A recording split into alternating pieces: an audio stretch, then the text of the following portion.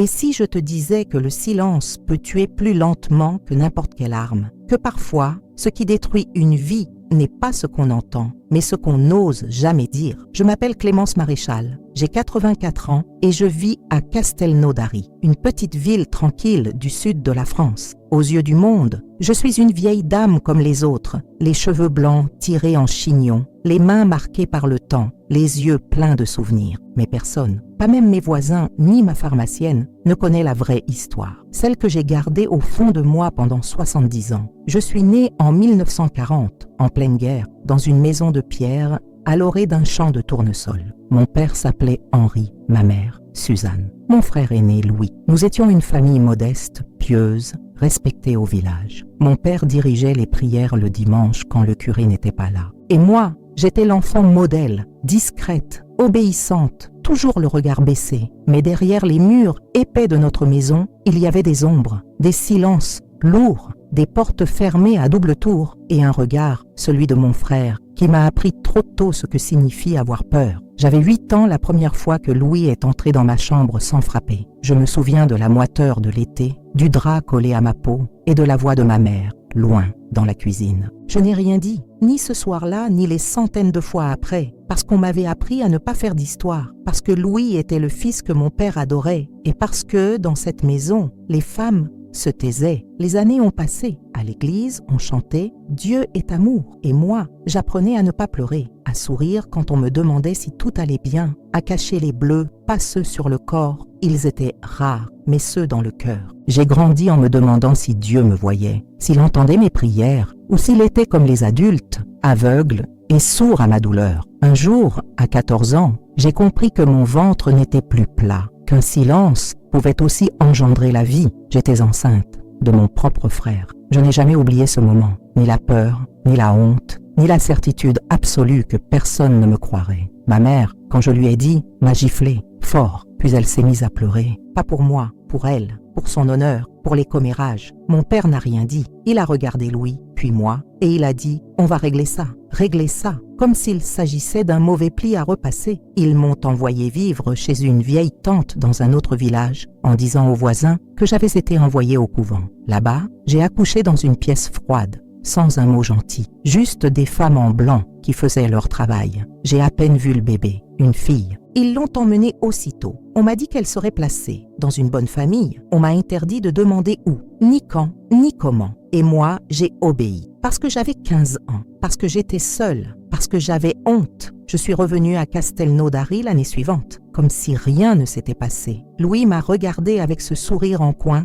que je n'oublierai jamais. Mes parents m'ont accueillie comme une servante. Et à l'église, tout le monde m'a félicitée pour ma vocation religieuse. Et moi, j'ai continué de me taire pendant des années. J'ai vécu, j'ai travaillé, j'ai vieilli, mais en moi, rien ne s'est vraiment apaisé. Et aujourd'hui, après tant de décennies de silence, je veux raconter, pas pour moi, mais pour elle, ma fille, celle qu'on m'a volée, et pour toutes celles qui se taisent encore. Si tu es encore là, si tu lis ces lignes, je te demande de rester avec moi jusqu'au bout, parce que cette histoire n'est pas que la mienne. Elle est celle de milliers de femmes qu'on a réduites au silence. Écris dans les commentaires, je suis restée jusqu'au bout parce que je crois à la guérison. Et abonne-toi à cette chaîne si tu veux entendre des récits vrais, profonds et libérateurs. Je me souviens encore de cette chambre comme si j'y étais hier. Les murs étaient tapissés de bleu pâle, un bleu que j'aimais avant qu'il devienne le témoin de mes cauchemars. Mon lit grinçait à chaque mouvement et la fenêtre donnait sur le jardin où ma mère cultivait ses rosiers. C'est là que tout a commencé, là que mon enfance a été volée. Louis avait 13 ans de plus que moi. Il était déjà un homme quand moi, je n'étais encore qu'une fillette aux genoux écorchés. On aurait dit qu'il avait 2 visages, celui qu'il montrait au village, poli, serviable, attentif, et celui qu'il révélait derrière la porte close de ma chambre. La première fois, j'ai cru que j'avais mal compris. Il m'a dit que c'était un jeu, que c'était notre secret. Il a glissé ses mains là où aucune main n'aurait dû aller. J'ai senti mon corps se raidir, figé. Mon esprit, lui, s'est détaché, comme s'il flottait au-dessus de moi. Une dissociation, j'ai appris ce mot bien plus tard. Je n'ai rien dit, pas parce que je ne voulais pas, mais parce que je ne pouvais pas. Les mots restaient coincés dans ma gorge, comme des cailloux. Chaque soir, je priais. Je demandais à Dieu d'envoyer un ange, de faire tomber un éclair sur la maison, de me faire mourir dans mon sommeil. Mais chaque matin, je me réveillais. Et Louis revenait. Il savait quand ma mère allait au marché, quand mon père réparait la clôture. Il connaissait chaque recoin de la maison, chaque moment où je serais seule. Et moi, j'apprenais à me cacher, dans le placard, derrière les rideaux, sous le lit. Mais il finissait toujours par me trouver. Un jour, j'ai griffonné un mot. Je l'ai glissé dans la poche de ma robe de messe. Une phrase, « Louis me fait du mal ». C'était tout. 3 jours plus tard, ma mère m'a appelée dans la cuisine. Elle avait le mot dans la main. Ses yeux étaient durs. Elle a dit « Tu veux salir la réputation de ton frère? Tu veux que les gens parlent de nous ?» Puis elle a froissé le papier, l'a jeté au feu et m'a ordonné de ne plus jamais en parler. Ce jour-là, j'ai compris que je n'étais pas seulement seule, j'étais trahie par ma propre mère. La maison est devenue un théâtre du silence. Mon père, je ne sais pas s'il savait. Il ne posait jamais de questions.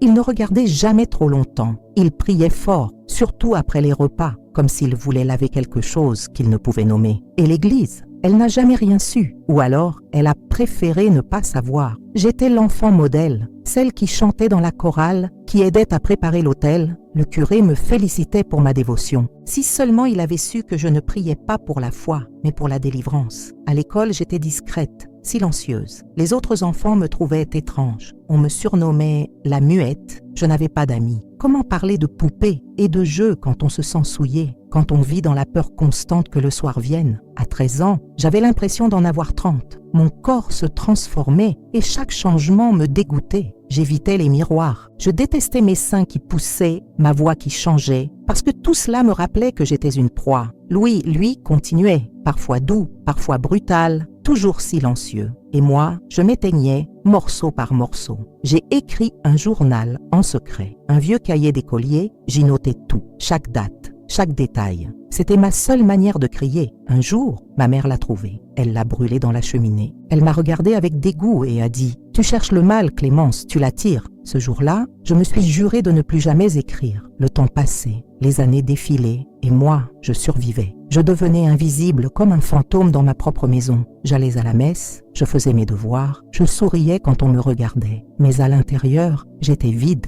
Et puis, il y a eu ce jour où j'ai senti une douleur étrange dans mon ventre, un malaise, des nausées. J'ai pensé à une maladie, mais non, ce n'était pas une maladie. C'était une vie, et tout ce que j'avais enterré est remonté à la surface. Je n'oublierai jamais ce matin-là. Le soleil perçait à peine à travers les rideaux usés de ma chambre. Mon corps était fatigué, tendu, inconfortable depuis des semaines. Mais ce jour-là, j'ai compris, ce n'était pas la maladie, ce n'était pas l'anxiété. Ce que je portais en moi, ce n'était pas une douleur passagère, c'était une vie. Je n'avais que 14 ans. Quand j'ai vu les premières traces de sang s'arrêter, j'ai paniqué. Ma mère a remarqué mon teint, mes silences plus lourds que d'habitude. Elle m'a traîné chez la vieille Angèle, une guérisseuse du village. Elle a palpé mon ventre, m'a observé, puis m'a fixé longuement. Elle n'a pas prononcé un mot devant ma mère, mais lorsque j'étais seule avec elle, elle a murmuré « C'est pas une maladie, Clémence, c'est un bébé ». J'ai senti tout l'air quitter mes poumons. Je ne sais pas combien de temps je suis restée assise là, à fixer le mur en face de moi. Le carrelage froid sous mes pieds, les larmes que je retenais depuis des années menaçaient d'exploser, mais elles ne sont pas venues. Rien n'est venu. C'était comme si mon corps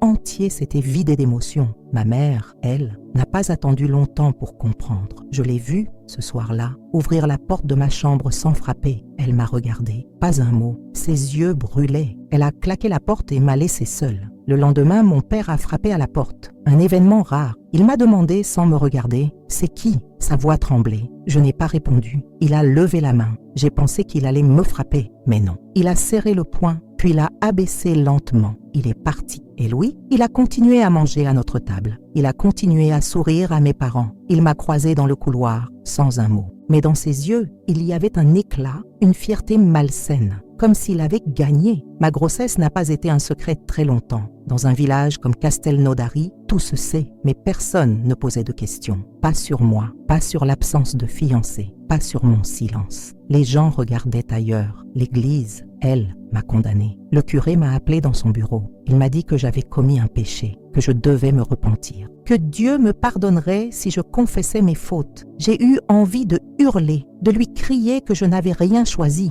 que ce corps qui grossissait n'était pas le fruit d'un amour, mais d'une violence. Mais ma gorge est restée sèche. Alors j'ai juste hoché la tête et je suis sortie. Ma mère a commencé à me faire dormir dans la grange. Elle disait que j'étais une honte. Mon père m'évitait. Je devenais invisible, sauf pour Louis qui continuait à me surveiller, comme si je lui appartenais toujours. Le bébé grandissait. Chaque coup dans mon ventre était un rappel. Je ne savais pas si je l'aimais ou si je le haïssais. C'était une partie de moi, oui, mais aussi une partie de lui, une tache indélébile. Je parlais au bébé, la nuit. Je lui demandais pardon, pardon pour ce monde, pour cette famille, pour ce départ dans la vie si sale, si injuste. Et parfois, je me surprenais à l'aimer, à rêver d'un ailleurs, d'un endroit où nous serions libres, tous les deux. Mais je savais que ce rêve était un mensonge. Le jour de l'accouchement est arrivé par une nuit glaciale de février. Je n'avais que 14 ans et demi. Ma mère m'a laissée seule dans la grange. Elle a simplement posé des draps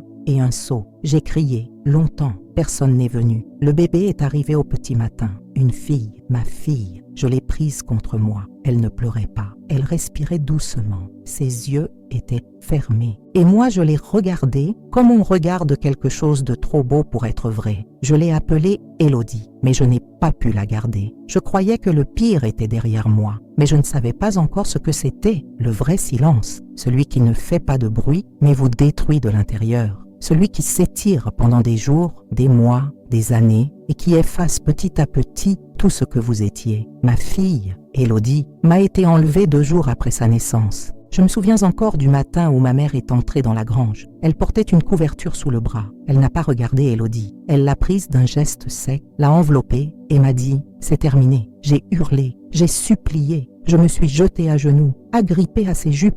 Mais elle m'a repoussée comme on repousse un animal blessé. Et elle est sortie sans se retourner. Je n'ai jamais su où elle avait emmené mon enfant. Les jours suivants sont flous. Je ne mangeais plus, je ne dormais plus. Je restais allongée sur la paille froide, les yeux ouverts, le ventre vide. Mon corps ne saignait plus, mais mon cœur saignait sans cesse. Je rêvais de la tenir à nouveau, de sentir sa peau contre la mienne. Mais on me l'avait arrachée, comme on arrache une partie de soi. Mon père a fini par me ramener dans la maison, mais je n'avais plus de chambre. Il m'a installée dans une pièce minuscule, sans fenêtre, une sorte de débarras. Je n'avais droit qu'à une bassine d'eau et un bout de pain sec. On ne m'adressait pas la parole. On ne prononçait plus mon nom. Pour eux, je n'étais plus qu'un fantôme. Louis, lui, continuait à vivre là. Il riait, il chantonnait, il plaisantait avec mes parents. Il avait gagné. Et moi, je n'avais même plus la force de le haïr. J'ai essayé de fuir. Une nuit, je me suis glissée dehors, pieds nus, les bras tremblants, sans savoir où aller. J'ai atteint la route principale, mais un voisin m'a vu. Le lendemain,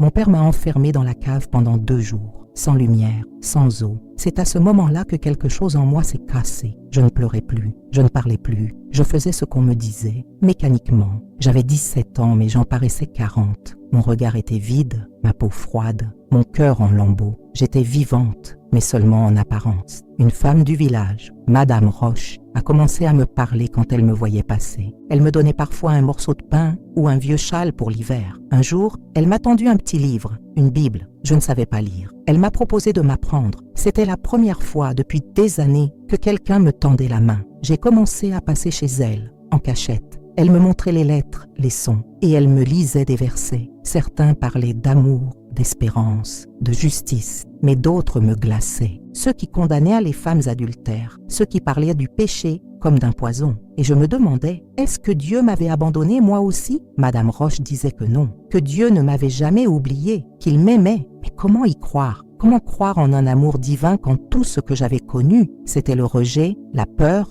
la douleur? Un jour, elle m'a raconté qu'elle-même avait été battue par son mari, qu'elle avait fui avec ses enfants. Elle avait trouvé refuge dans une église protestante à Toulouse. Elle m'a dit que si un jour je décidais de partir, elle m'aiderait. Je n'ai rien répondu. Mais cette nuit-là, pour la première fois, j'ai rêvé d'un ailleurs, d'un lieu où je pourrais être libre, où je pourrais peut-être retrouver Élodie, où personne ne me forcerait plus à me taire. Mais partir, ce n'est pas si simple quand on a peur de tout, quand on ne connaît rien du monde extérieur, quand on ne sait même pas si on mérite autre chose. Alors j'ai attendu. J'ai attendu que l'envie de vivre soit plus forte que la peur. J'ai attendu que le souvenir d'Élodie devienne plus puissant que la voix de ma mère. J'ai attendu le jour où je pourrais dire « assez ». Je ne savais pas encore que ce jour arriverait plus vite que je ne le pensais. Le jour où j'ai accouché, je suis morte une première fois. Et je ne parle pas de mon corps, mais de mon âme. C'était une nuit glaciale, le genre de nuit où les arbres craquent sous le givre et où même les bêtes se taisent. J'avais 14 ans. Ma mère m'a fait entrer dans la vieille grange derrière la maison,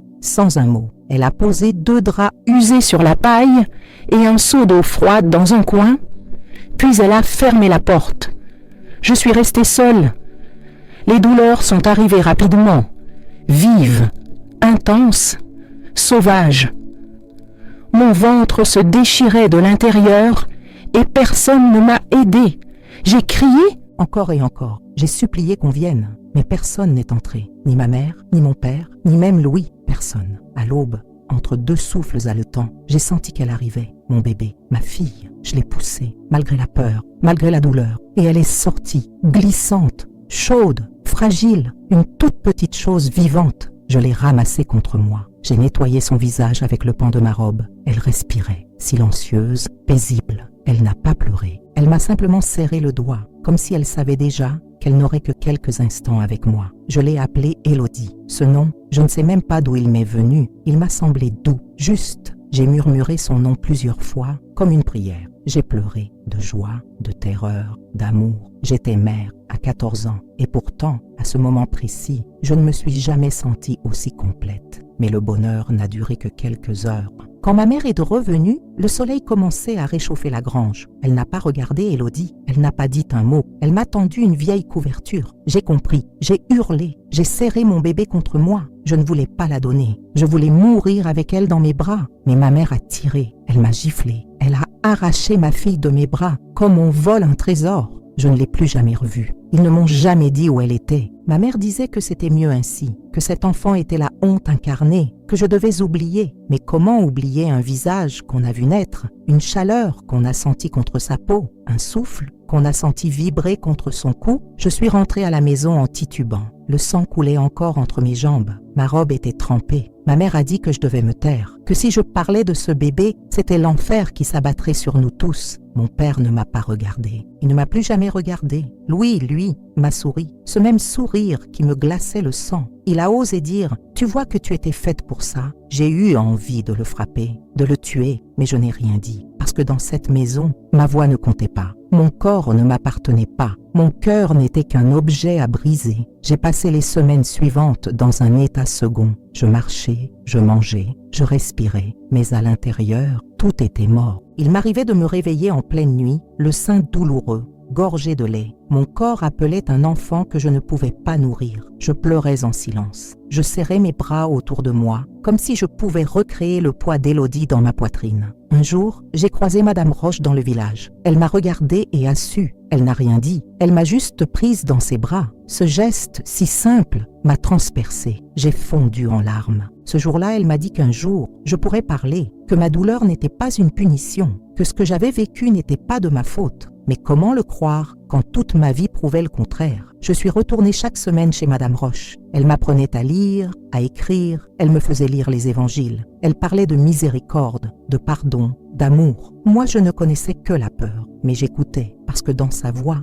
il y avait quelque chose de vrai, quelque chose que je n'avais jamais entendu ailleurs. Et puis, une nuit, j'ai rêvé d'Élodie. Elle courait dans un champ, les cheveux au vent. Elle riait, elle me regardait et tendait les bras vers moi. Je me suis réveillée en larmes. Ce rêve m'a hanté des semaines entières. Il m'a donné une seule certitude. Un jour, je devrais la retrouver. Vraiment, pas en rêve, pas en pensée, mais la vraie Élodie. Et pour cela, il faudrait fuir. Fuir. Ce mot résonnait en moi comme un battement de cœur supplémentaire. Je le murmurais en secret, le mâchonnais dans mes pensées, comme un mantra silencieux. J'avais 15 ans, presque 16, et plus rien ne me retenait dans cette maison où tout me rappelait la violence, le sang et le silence. Je n'étais pas née pour mourir à petit feu dans la même chambre où l'on m'avait volé mon corps. Et pourtant, chaque matin, je faisais le lit, je servais le café à mon père, je lavais les draps salis par Louis. J'étais là, mais déjà ailleurs. Je savais que partir serait comme trahir. C'est ce qu'on nous disait dans les sermons du dimanche. Fuir sa famille, c'est fuir Dieu.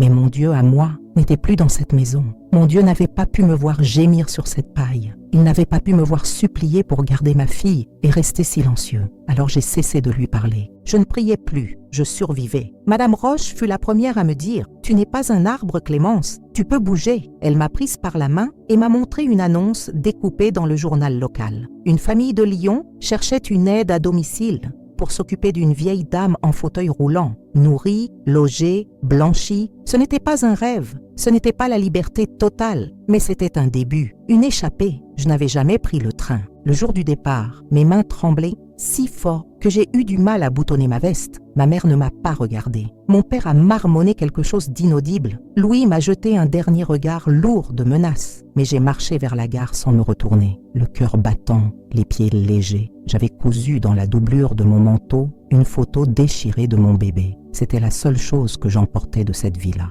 Lyon était un monde, du bruit partout, des visages inconnus, des rues sans fin. J'avais l'impression de respirer pour la première fois. La famille qui m'a accueilli vivait dans un appartement ancien du quartier de la Croix-Rousse. La vieille dame, Jeanne, avait 86 ans et une langue bien pendue. Elle m'a regardé droit dans les yeux et m'a dit « Tu viens du Nord, hein? On le sent dans ta tristesse. » Elle n'a pas posé de questions. Et moi, je ne lui ai pas menti. Je lui ai dit que j'avais besoin de travailler, que je n'avais plus de famille. Elle m'a répondu « Alors reste. » Je suis restée 3 ans. 3 années à m'occuper de Jeanne, à la laver, à lui lire des romans, à lui préparer ses soupes. Elle m'appelait ma perle du matin. Elle avait compris que j'étais abîmée, mais jamais elle ne m'a demandé d'explication. Et moi, peu à peu, j'ai recommencé à prier, à mon rythme, sans parole, sans église. Juste moi, la lumière du matin, et ce silence plus doux que celui que j'avais connu. Mais la paix est fragile. Un matin, alors que je faisais les courses dans une petite épicerie, une voix m'a appelé par mon prénom complet, Clémence Maréchal. Mon sang s'est glacé. Je me suis retournée. C'était Henri, le neveu de Louis. Il était en vacances à Lyon.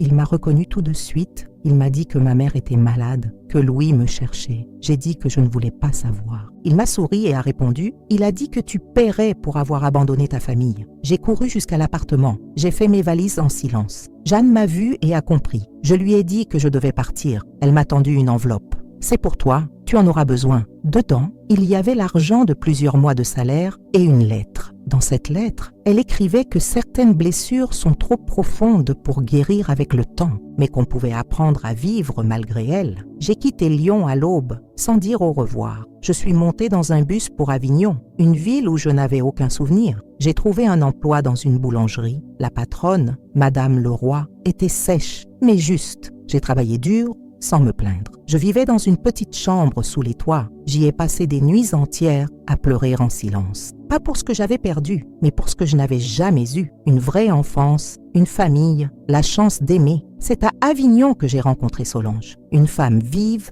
franche, drôle. Elle m'a repéré tout de suite. Toi, t'as quelque chose dans le regard. De lourd. Elle m'a prise sous son aile. On riait ensemble. On buvait du café à la pause. Elle ne m'a jamais forcée à parler, mais elle m'a offert un refuge. Avec elle, j'ai réappris à être une fille, une amie, une personne. Un soir, alors qu'on marchait le long du Rhône, elle m'a demandé « Et ton cœur, il bat encore ?» Je ne savais pas quoi répondre. Je crois qu'il avait battu si fort pour Élodie qu'il s'était ensuite figé. Depuis, il avait continué mécaniquement. Mais battre vraiment, aimer, espérer, non, pas encore. Solange m'a regardé avec tendresse et a dit « Un jour, il se remettra en marche ». Je voulais la croire, mais au fond de moi, je savais qu'il manquait encore une chose, une rencontre, un moment, quelque chose qui me rappellerait que je n'étais pas qu'une survivante. Avignon, malgré ses remparts et ses ruelles anciennes, m'offrait un anonymat précieux. J'y étais invisible, et cette invisibilité était mon abri. Je travaillais 6 jours sur 7 à la boulangerie.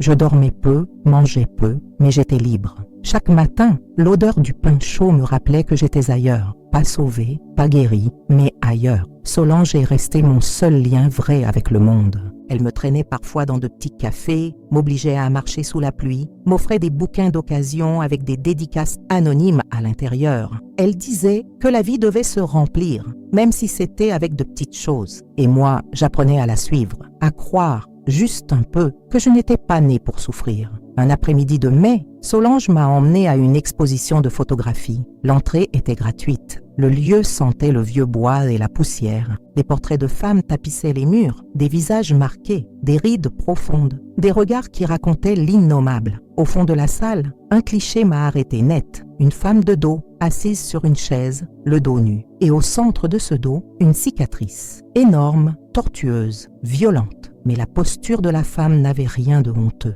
Elle était droite, solide, presque fière. Sous l'image, une phrase. Elle n'a jamais parlé, mais son dos a tout dit. Je suis restée devant ce cliché plus d'une demi-heure. Les gens passaient, chuchotaient, s'arrêtaient un instant, puis repartaient. Moi, j'étais clouée. Solange m'a touché doucement le bras. « Tu veux qu'on parte ?» J'ai dit non. J'avais besoin de rester là, avec cet inconnu qui, par une simple photographie, racontait tout ce que j'avais enfoui. Ce jour-là, j'ai recommencé à respirer. Pas profondément, pas librement, mais assez pour sentir que j'étais encore vivante. Les semaines suivantes, j'ai commencé un petit cahier. Chaque soir, j'écrivais une phrase, parfois deux, des mots simples, des souvenirs que je n'avais jamais dit à voix haute. Le bois de la grange, le froid de la nuit, le cri de mon corps, le silence de ma mère, l'odeur de ma fille. J'écrivais, puis je glissais le cahier sous mon oreiller. C'était un secret entre moi et moi. Puis un jour, Solange m'a proposé de venir à un cercle de parole. C'est entre femmes. Tu n'es pas obligé de parler. Juste écouter. Je n'étais pas sûre, mais j'y suis allée. Dans une salle paroissiale au fond d'un jardin.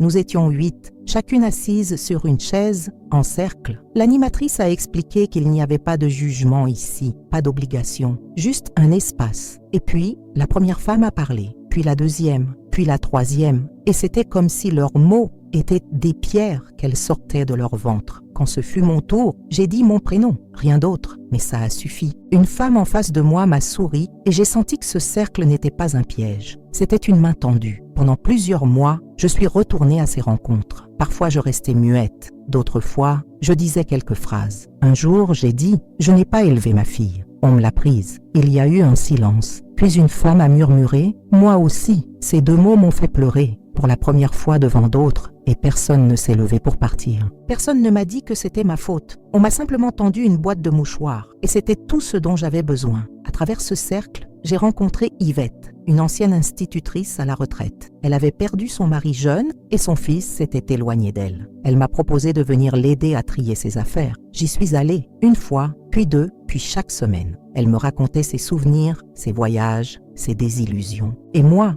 peu à peu, je lui ai raconté les miens, pas tous, mais assez pour sentir que j'existais vraiment dans ses yeux. Un jour, elle m'a demandé si j'avais déjà revu ma fille. J'ai secoué la tête. Elle a dit doucement « Tu devrais essayer ». Je n'y avais jamais pensé sérieusement. Pour moi, Élodie appartenait à une autre vie, une vie où j'étais prisonnière, souillée, réduite au silence. Je l'avais laissée partir parce que je ne pouvais rien lui offrir. Et surtout, parce que je ne voulais pas qu'elle grandisse avec un secret aussi lourd. Mais maintenant, après tous ces mots déposés, tous ces silences brisés, je me suis demandé si je n'avais pas le droit d'essayer. J'ai repris ce vieux cahier, celui des phrases du soir, et j'ai écrit une lettre à Élodie, sans savoir où elle était, sans savoir si elle me lirait un jour. J'ai raconté, en morceaux, en tremblant, mais j'ai raconté ce que j'avais vécu, ce que j'avais ressenti. Pourquoi j'étais partie, pourquoi je n'avais pas su me battre autrement. Puis je l'ai glissée dans une enveloppe et je l'ai gardée dans ma commode. Elle était là, prête, comme moi. C'est un mardi d'octobre que j'ai osé poster cette lettre. Il pleuvait doucement sur Avignon, cette pluie fine et grise qui n'interrompt rien mais alourdit tout. J'avais gardé l'enveloppe pendant 3 semaines sur ma commode.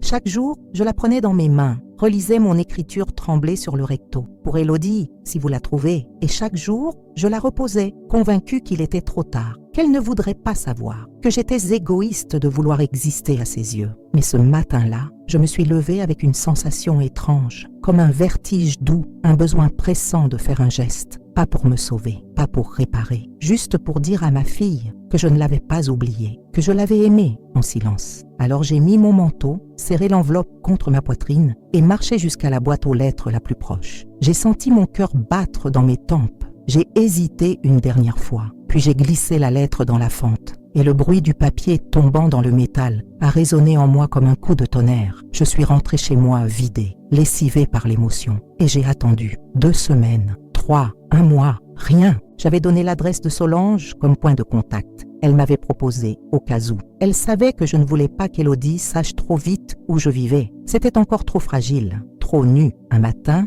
en arrivant à la boulangerie, la patronne m'a dit qu'une certaine Solange avait appelé. Elle veut te voir ce soir. Pas plus d'informations. J'ai passé la journée avec les mains qui tremblaient. Chaque miche de pain que je sortais du four me paraissait plus lourde que d'habitude. En fin de journée, je me suis rendue chez elle. Elle m'attendait avec un sourire étrange. Ni joyeux, ni inquiet, juste contenu. Elle m'a tendu une enveloppe. C'est arrivé hier. Mes doigts tremblaient trop pour l'ouvrir. Je suis restée là, devant elle, à fixer le papier comme s'il allait s'envoler. Elle s'est approchée, a posé sa main sur mon épaule. « Tu veux que je lise ?» J'ai hoché la tête. Sa voix était douce, brisée parfois. Elle lisait lentement, me regardant entre les lignes pour vérifier que je tenais debout. « Chère madame, je ne m'attendais pas à recevoir une lettre comme celle-là. En vérité, je ne savais pas que vous étiez encore en vie. J'ai grandi avec peu d'informations sur vous. On m'a souvent dit que vous étiez malade, fragile, incapable d'élever un enfant. Mais en vous lisant, quelque chose a bougé en moi. Pas de la haine, pas de la rancune, juste un vertige. Un appel lointain que je n'avais jamais su nommer. Je ne sais pas encore si je suis prête à vous rencontrer, mais je voulais que vous sachiez que j'ai lu votre lettre et que je vous crois.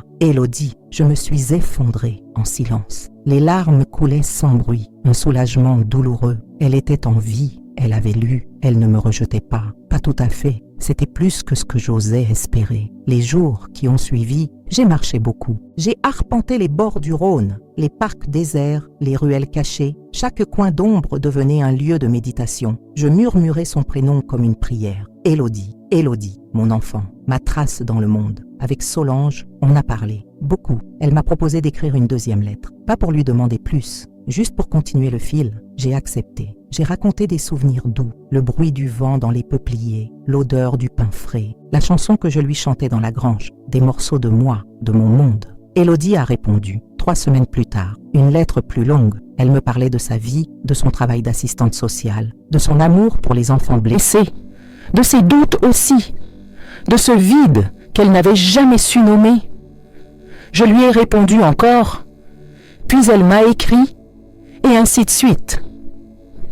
Pendant 6 mois, nous avons correspondu, comme deux femmes apprenant à marcher sur un fil tendu au-dessus d'un gouffre. Puis un jour, elle a proposé qu'on se parle par téléphone. J'ai eu peur. Ma voix me paraissait trop vieille, trop cassée, mais je l'ai appelée. Sa voix était claire, posée, un peu hésitante. Elle m'a dit « Bonjour Clémence », comme on entre dans une pièce interdite, et j'ai dit « Bonjour Élodie », comme on ouvre une fenêtre restée close depuis trop longtemps. Nous avons parlé longtemps, de tout, de rien. Elle m'a posé des questions, douces, directes. Je lui ai répondu, avec la vérité, sans détour, et elle a écouté, sans fuir, sans juger. Quelques semaines plus tard, elle m'a proposé de me rencontrer. Pas chez toi, pas chez moi, dans un café, neutre. J'ai accepté. Le jour du rendez-vous, je suis arrivée 1 heure en avance. J'avais les mains moites, la gorge nouée. Et puis elle est entrée. Elle m'a regardée, moi aussi. Il n'y a pas eu d'étreinte, pas de grandes effusions, juste un regard long, douloureux, profond, comme si on se reconnaissait. Nous avons passé 2 heures ensemble. Elle m'a montré des photos de son enfance, m'a parlé de sa famille adoptive, de ses rêves. Moi, je lui ai parlé de mes silences, de mes peurs, de mes longues nuits sans sommeil. Quand nous nous sommes quittés, elle a dit « Je ne sais pas encore où tout cela va nous mener, mais je suis contente d'avoir vu votre visage. » J'ai murmuré « Merci ». Ce jour-là, pour la première fois depuis très longtemps, je me suis sentie légitime. Légitime d'exister, de raconter, d'aimer, d'être aimée peut-être un jour. Pendant longtemps, j'ai cru que ma douleur devait rester cachée, qu'elle était une honte à dissimuler. J'avais appris à me faire toute petite, à m'effacer dans les coins, à m'excuser d'avoir un corps, une voix, une mémoire. Ce n'est qu'après cette rencontre avec Élodie que j'ai compris à quel point on m'avait volé bien plus que mon enfance. On m'avait volé le droit d'exister pleinement. Chaque jour, je m'asseyais dans le vieux fauteuil près de la fenêtre, celui qui grinçait à chaque mouvement. Je regardais le ciel changer, les oiseaux passer, les saisons se dérouler sans moi. Et je réalisais que j'avais laissé passer trop d'années sans jamais vivre pour moi. J'avais survécu, oui, mais vivre, vraiment vivre, non. Élodie a commencé à m'écrire plus souvent. Parfois, elle m'appelait en fin de journée. Sa voix me réchauffait le cœur. Elle me parlait de ses journées, de ses colères, de ses bonheurs. Un jour, elle m'a dit « Tu sais, tu as le droit d'être fière de toi. Moi, je le suis. J'ai pleuré longtemps ce soir-là. Pas de tristesse, de réparation. Je me suis mise à écrire. pour moi, pour revivre les moments que j'avais enfouis. J'écrivais mes souvenirs, mes douleurs, mes silences. Je les couchais sur le papier comme on pose des pierres sur une tombe. Pas pour oublier, pour honorer. J'ai aussi recommencé à parler. À Solange d'abord, puis à 2 autres femmes de l'église que je fréquentais désormais, bien différentes de celles de mon enfance. Cette fois, il n'y avait pas de dogme oppressant, juste de la tendresse. Une écoute sans jugement. Un après-midi, je me suis rendue à une réunion de femmes âgées dans un centre communautaire. On m'avait invitée plusieurs fois.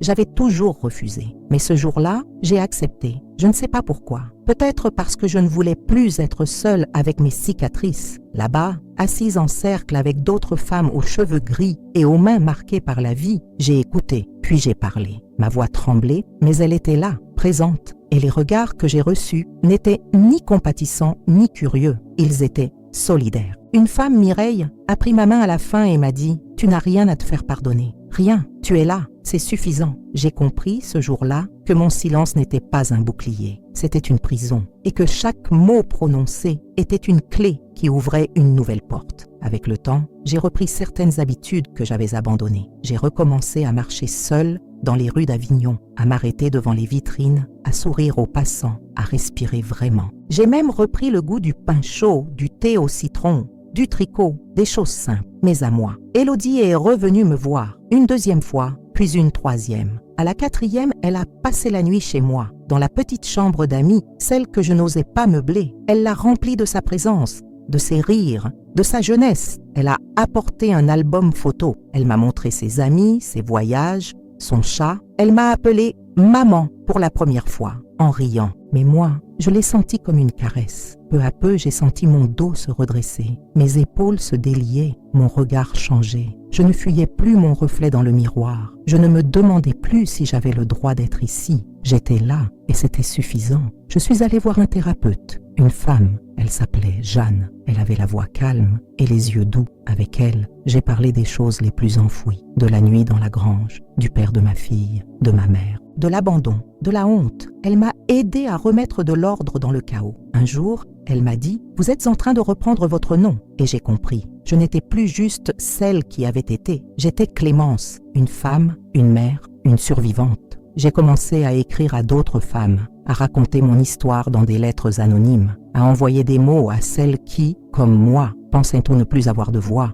J'ai reçu des réponses, des mots tremblants, des confidences. Et chaque fois, je me sentais un peu plus vivante. Il y a eu des jours difficiles encore, des réveils avec le cœur serré, des cauchemars, des absences. Mais je n'étais plus seule, ni dedans, ni dehors. Élodie m'a proposé un jour de venir rencontrer ses parents adoptifs. J'ai accepté, avec appréhension, mais aussi avec gratitude. Ils m'ont accueillie avec pudeur. Ils m'ont parlé d'elle, de leur amour pour elle, de leurs propres doutes. Et moi, je les ai remerciés. Sincèrement, j'ai compris que la vie n'était pas faite de lignes droites, mais de chemins brisés, recousus, tordus parfois, et que l'amour pouvait surgir là où on ne l'attendait plus. Aujourd'hui, je ne cherche plus à me justifier, ni à me faire pardonner. Je marche lentement, mais sans honte. Je parle doucement, mais avec assurance. Je suis encore pleine de cicatrices, mais elles ne me définissent plus. Elles m'accompagnent, comme des tatouages du passé. Je ne suis pas une sainte. Je ne suis pas une héroïne. Je suis une femme qui a appris à ne plus s'excuser d'exister. Je ne sais pas si l'on guérit un jour totalement. Peut-être que certaines blessures restent ouvertes, discrètes,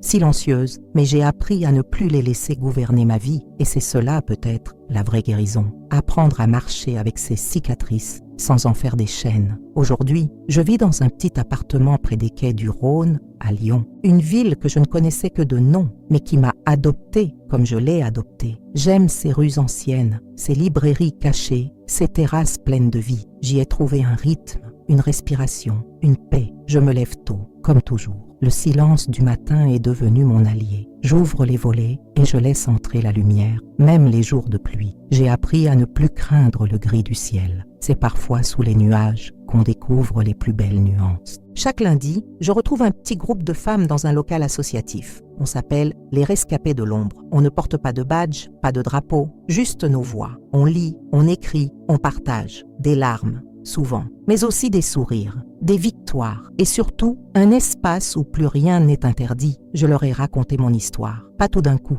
petit à petit. À chaque fois, un morceau de moi se libérait. Et un jour, l'une d'elles m'a dit « Tu nous donnes du courage, Clémence ». Je n'ai rien répondu, mais j'ai senti que mes jambes tenaient mieux, que mon dos se redressait, que ma peur reculait. J'ai aussi repris contact avec une cousine éloignée, Hélène, que je n'avais pas vue depuis des décennies. Elle ne savait rien. Elle a été bouleversée. On s'écrit souvent maintenant. Elle m'a envoyé une photo de nous deux, enfants, lors d'un été en Vendée. J'avais oublié ce sourire, celui d'avant. J'ai encadré cette photo et je l'ai posée sur ma commode, entre une bougie et une lettre d'Élodie. Cela fait comme un petit hôtel de réconciliation entre la fille que j'étais et la femme que je suis devenue, entre l'oubli et la mémoire. Il y a eu un moment, il y a quelques mois, où j'ai senti que quelque chose en moi s'était vraiment déplacé. Je marchais dans un marché couvert, parmi les odeurs de fromage et de pain chaud. Une femme m'a souri sans raison, et j'ai senti que je lui rendais son sourire sans réfléchir, comme si mon corps avait enfin cessé de se méfier du monde. Je ne suis plus dans la survie, je suis dans la présence, et cela change tout. Avec Élodie, nous avons trouvé une forme d'équilibre. Elle vit sa vie avec ses choix,